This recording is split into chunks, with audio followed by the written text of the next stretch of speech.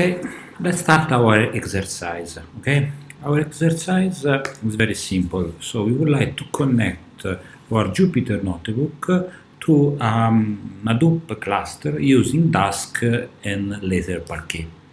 Dask is a very popular parallel computational parallel framework.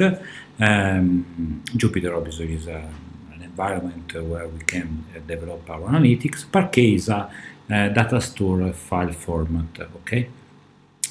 To avoid to build a very complex architecture, we would like to leverage on Docker to instantiate 1, 2, 3 data nodes, one name node, one resource manager, one node manager. Okay, and finally also the Jupyter notebook.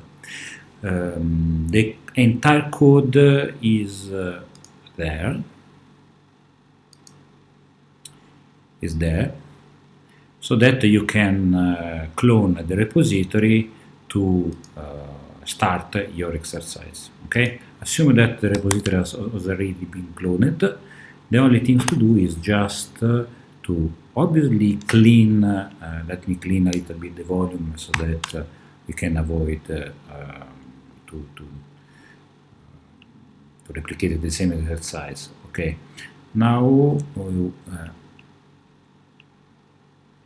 I would like only to start my simple architecture using Docker Compose app. Okay, Docker Compose app. We will start. We'll instantiate a network. We'll build the volume. We will start the resource, the node of our cluster. Okay, let us start. Just a second. So it's starting. We can see here. It's a long procedure, but more or less the data node now is okay. The resource, also the Jupyter Notebook is ready. So that now we can connect to the Jupyter Notebook. Okay, localhost 88, and that's it. Okay, that's it. On our Jupyter Notebook, we have already the notebook already configured, so that we have only to see the code. But let's start. So the basic idea is the first three steps. During the first three steps, we would like only to build a simple data set based on 10,000 rows. Okay, is a random data set, so with three columns A, B, C. Now we would like to save this data set in HDFS using HDFS3 driver. We can also use PyArrow, but in this exercise I will use HDFS3. Okay, let's start. Okay, now as you can see, the cluster, the HDFS has imported some file. We asked to Dask to save this data in a CSV format using 10 partition. During the saving, we would like also to sum 10, the number 10 to the first column. It's just an exercise to change a little bit the data set. Okay, online. So as you can see, now we can connect to the Hadoop cluster.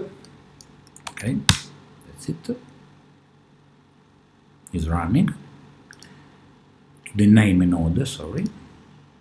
Now we can browse the directory. As you can see, there are 10 CSV files on our data set with a replica tree. Okay, let's now to read again the data set. It's quite easy. So it's just to ask to read the CSV. Okay, and then to read the content. Okay, that's it. More or less is similar to the original, but with a number changed due to the operation. Okay, was this number was 50, now is 60. Okay. Now I would like to proceed our exercise to use Parquet. Parquet is a popular columnar storage format, very efficient. In this case, we would like to use Parquet using simply toParquet.